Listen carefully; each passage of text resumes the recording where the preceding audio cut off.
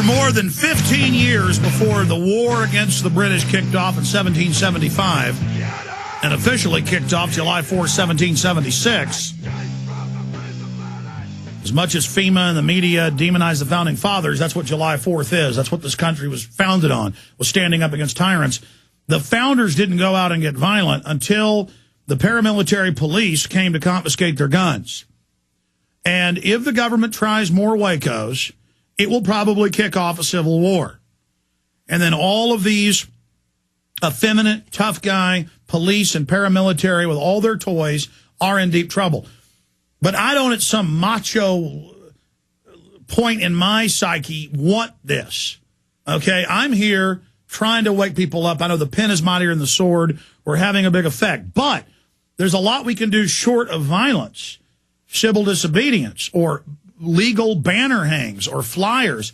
I mean, if enough people in every city file lawsuits, go to city council every week, educate the public about what they put in the water supply. It's not just fluoride. It's hundreds of deadly chemicals. If you send people the EPA's own admissions, how it causes bone cancer. I mean, that's just one issue. Or if you point out how your cities, in 800-plus cities in the U.S. are sanctuary cities where illegals can drunk drive, assault people, and don't even go to jail, and don't have to have IDs. You point out how that's discriminatory. I'm all for micro FM as long as it doesn't interfere with commercial stations. You know, people get the micro transmitters, goes out a few miles, put it up in your neighborhood, put a flyer on every door once a month. You'll get 1,000 people listening just in a mile circumference around you if you're in a built-up urban area. I mean, every person you wake up, every mind you unlock is huge. The Pentagon says 90% of their operations are psychological. We need to counter with the truth, which is the most powerful psychological tool out there. But you talk about physical. The system is intimidated. They are concerned. They can't get our guns. They're trying. They're failing on so many fronts. I mean, what else do you have to add, Tom? I mean, if we could get the public that's awake, 25, 30% are really awake now, to go to city council, go to the state house, run for office, expose the electronic voting machines, get them removed. I mean, there's so much more we can do. And talk about just listening to the radio. We're not just listening to the radio here. I mean, I make books, films, materials that are, most of the time I say, what woke you up? Oh, your films did. And then they wake up other people. I mean, we're not just here talking. We're here reaching people. That's why the media and the government push their stuff over media, because this stuff has an effect. And people tune into this show, they're never the same. But, I mean, what are you getting at, Tom? What I'm getting at is you are the one person that we need on the airways. But we ourselves as individuals out here in the country, in the cities, in the towns, in the little burgs, you need to know who your neighbors are. You need to organize. You need to sit down and talk to each other and find out who you can rely on, who you can trust, because when the man comes through the door, he is going to do it at his advantage. He might stop you on your way home from the grocery store, and you might go into jail and disappear for a while. No, it's easy. I mean, they're tracking everybody's cell phone in live time. Let's pick Alex Jones up. He's going to the grocery store. Absolutely. I mean, it just goes on and on. You can fall back on.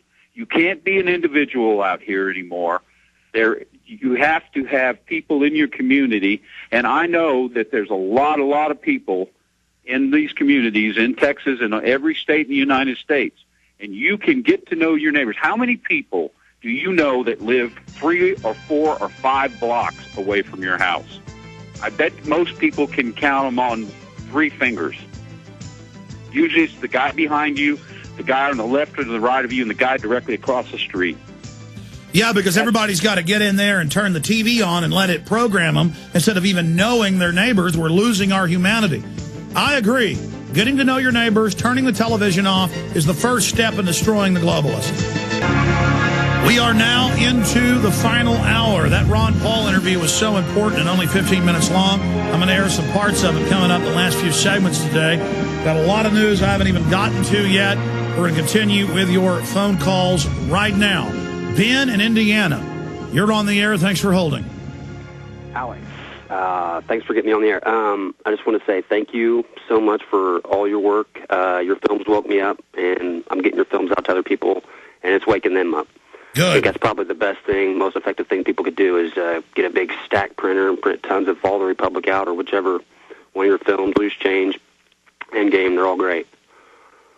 I disagree with the other caller. I think the Joe Stack thing does look like it's staged because the damage on the building, for one, his intelligence connections, and it's really hard to believe that he And loaded you had the emergency crews there beforehand. That's now admitted. Multiple witnesses saw no one in the plane. It just goes on and on. It sounds cartoonish that he loaded a barrel of fuel into the back of his plane, too. I mean, it sounds like more cartoon physics explanations. Same with 9/11. They give you cartoon explanations. Oh, it evaporated. Oh, we found 2 passports within a few hours on the ground after all the buildings fell. Yeah. Exactly. We found an Easter bunny out there, too. I'm sorry. I was going to say that the coffee party is a great idea, and I think it's awesome that you're going to go ahead with it anyway, even though they're trying to get a jump on it with the, what's her name? Obama.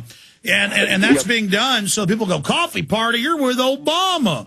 Instead of us having a coffee party that's more hardcore than the Republican-run Tea Party that they've taken over, now they'll go, you're with the coffee party? That's some kind of commie group. So I think you can go with it right now and still get, like you say, you have way more people on Facebook that'll jump on it, and maybe they'll come to our side, because I think a lot of these people are upset with Obama anyway, and we should really reach out to the Democrats who are starting to wake up. Ben, I appreciate your call. Let's talk to Tom in Illinois. Tom, you're on the air. Hello? Yes, sir.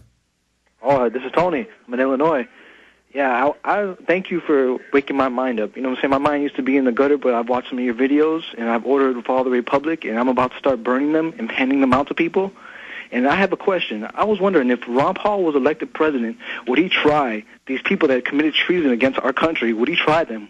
Because I know it would be dangerous to try one of them at a time. He'd have to try. Well, Ron Paul would say under the Constitution the president doesn't have that power. But I know he would call for criminal investigations of these people by the Justice Department. Yes, he said that the bankers have all openly committed crimes, the big private bank heads, Goldman Sachs, J.P. Morgan, Chase, and others, and he's called for state grand juries to indict them. He's done that on this show before.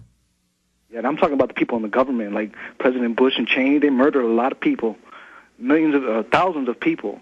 Cheney shot somebody in the face with a shotgun, and that's just crazy how people can get away with that. If I were to do something like that, I'd be sending my life in prison. Well, it's even worse than that. I mean, Cheney, it's now been declassified, wanted to launch a nuclear attack on Russia on 8/88 in 2008, and it was on record that U.S. and Israeli-backed Georgians attacked South Ossetia, the Russian-held area, and the CNN said the Russians have attacked, and 5 days later had to admit it wasn't true.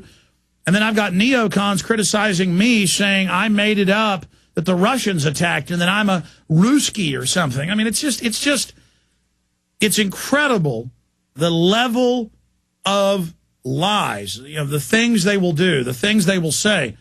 They say, well, you work for the Iranians because you don't want to attack them. No, I don't want to have World War III start.